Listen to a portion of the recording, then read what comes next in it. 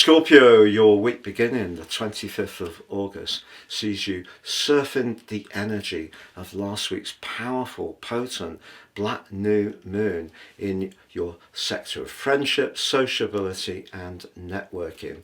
But I don't think that's going to be your focus this week, because that 11th house can also be about aligning to our higher values, but also planning for our long term. And you're considering a lot of issues to do with your home and emotional life, but also some practicalities with Pluto and Saturn. Pluto, your modern ruler, forging discordant angles to the sun. So I don't think you're going to be at liberty to be more playful.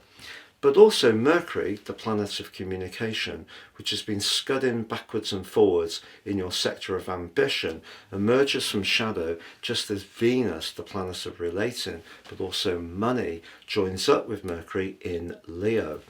Now, when the Sun over the last month was working its way through Leo, you may have put the feelers out, tried to get in contact with some influential folks, and you may not have heard back, and that could all be part of that long-term plan. So Venus then goes into a crunching opposition with Pluto right at the heart of this week. So although Venus can be very much about charm and persuasion, and certainly charisma in the sign of Leo, it's also asking you to consider what you really want to do, what you truly want to commit to. That's Pluto in your fourth house, because that's bringing a seismic shift to your emotional world, which will continue through to 243. So it's been edging its way in over the last 2 or 3 years for you. So I feel that the chance to be more playful, to connect to people that you like, it's there. But you may find yourself talking about your goals, your ambitions, or perhaps it's going to be people that you do work with, that you socialise around.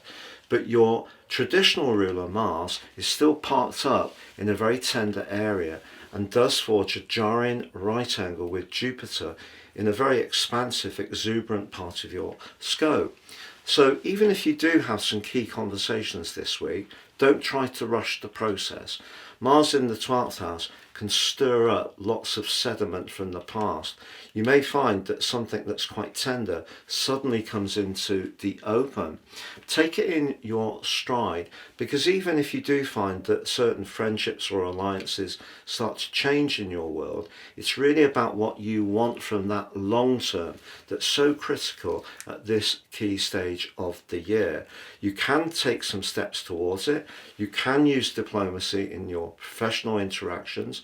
You can certainly, if you're someone who's in performance, or perhaps you have your own website, in some ways modifying that to create a more stylized view of you, certainly around your CV and any profiles you have. That would be a very smart thing to do.